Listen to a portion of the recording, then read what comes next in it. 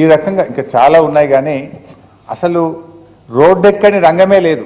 రైతుల్ని రోడ్డెక్కించారు, నిరుద్యోగుల్ని రోడ్డెక్కించారు, అవ్వా తాతల్ని రోడ్డెక్కించారు, పోలీసులు రోడ్డెక్కించారు, నిరుద్యోగులు రోడ్డెక్కారు. అన్ని వర్గాల ప్రజల్ని కూడా ఈ ఏడాది కాలంలో రోడ్డెక్కించినటువంటి ఘనత రేవంత్ రెడ్డి గారి ప్రభుత్వం. ఇంకా వచ్చి రాగానే అనాలోచిత ప్రకటనలు, ఆగమాగం. గచ్చిబౌలి నుంచి శంషాబాద్ ఎయిర్పోర్ట్కు మెట్రో రైలు రద్దు, ఫార్మా సిటీ రద్దు, హైదరాబాద్లో 10 గంటలకే వాణిజ్య వ్యాపారాలన్నీ బందు, హైడ్రా పేరిట కూల్చివేతల పేరిట అరాచకం. అంటే ఇవన్నీ కూడా ఒక నెగిటివ్ యాటిట్యూడ్. దాంతో ఏమైంది, మొత్తం కూడా వ్యాపార సంస్థలు వెనక్కిపోతా ఉన్నాయి, పెట్టుబడులు వెనక్కిపోతా ఉన్నాయి. దాంతో నాలుక గరుచుకొని అన్నీ తూచి అన్నాడు. లేలే మెట్రో రైలు రద్దు కాదు, రూటు మార్పు అంటాడు. ఫార్మాసిటీ రద్దు కాదు, కొంత మాత్రమే పెడతా అంటాడు. 10 గంటలకు దుకాణాలు బంద్ అంటాడు. లేలే ఇది మళ్ళీ 1 గంట దాకా పెంచుతా అంటాడు. కానీ ఏమైంది, జరగాల్సిన డ్యామేజ్ జరిగిపోయింది.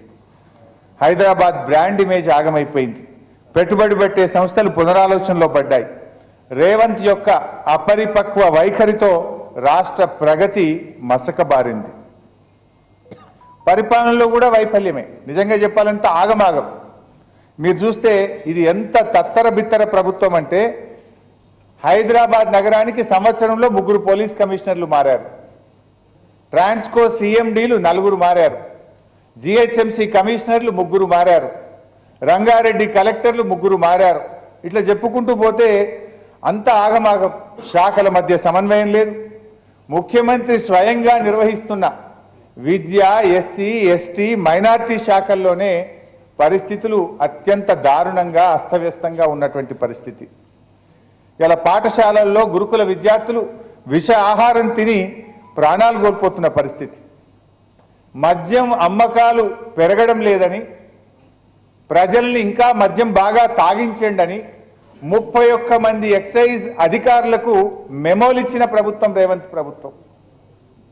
అంటే దీన్ని బట్టి ఒకటి ఏమర్థమవుతుంది, సీఎం రేవంత్ రెడ్డి పరిపాలనలో ఆయనకు కన్విక్షన్ లేదు, కాన్సన్ట్రేషన్ లేదు, కన్సిస్టెన్సీ లేదు అనేటువంటి విషయం చాలా స్పష్టంగా ఈరోజు మనకు అర్థమవుతా ఉంది.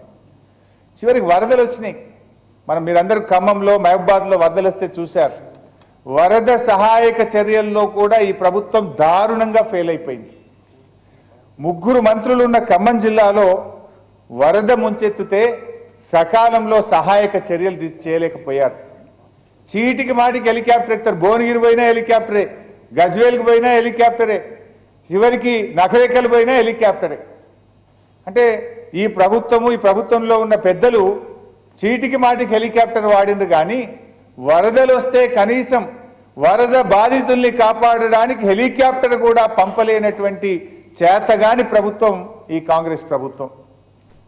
చివరికి 3 మంత్రులు ఉన్న ఖమ్మం జిల్లాలో పరిస్థితి ఏంటంటే, ఒక బాధ్యత మరచినటువంటి ఒక మంత్రి సిగ్గు లేకుండా భగవంతుని మీదనే భారం అన్నాడు.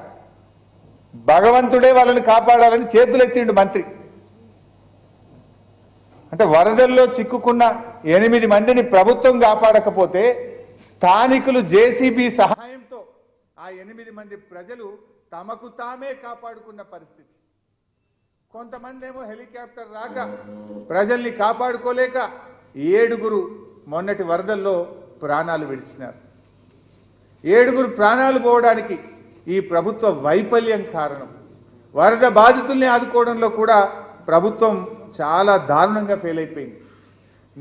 సబితక్క, నేను, జగదీష్ రెడ్డి గారు, గంగుల కమలాకర్ గారు ఆ రోజు మేము ఖమ్మం వరద బాధితుల్ని పరామర్శించడానికి మా జిల్లా పార్టీ అధ్యక్షులు మధు గారు, ఖమ్మం జిల్లా నాయకత్వం పిలిస్తే మేము అక్కడికి వెళ్తే మా మీద దాడి. పైగా వరద సహాయక చర్యలు చేపట్టకపోగా వరద బాధితుల్ని కాపాడుకోలేక పరామర్శించడానికి వెళ్ళిన బీఆర్ఎస్ నాయకత్వం మీద రాళ్ల దాడి చేసినటువంటి ప్రభుత్వం ఈ కాంగ్రెస్ ప్రభుత్వం.